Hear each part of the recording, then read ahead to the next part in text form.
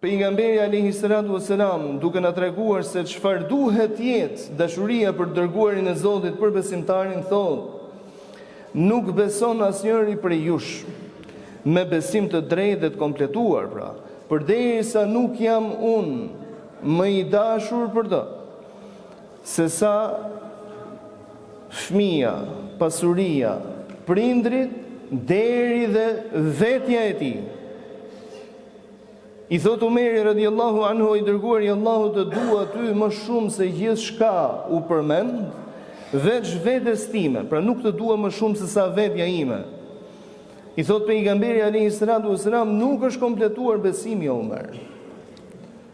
Më pas drejtohet Umeri radiallahu anhu dhe i thot, o i dërguari i Allahut, unë të dua sot ty më shumë se sa vetja ime.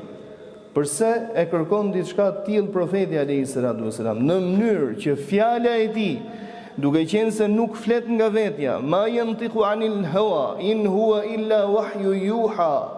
Ajo që flet profeti nuk flet thot nga vetja, thot Zoti i gjithësisë. Ajo që ai flet me shpallje hyjnore. Pra dhe ato që ne njohim ndryshe si hadithet, fjalët e profetit alayhi salatu wasalam nuk i flet nga vetja e tij, por janë shpallje prej Allahut subhanahu wa taala, të formuluara me gjuhën e dërguarit Zotit ndryshe nga Kurani famlart.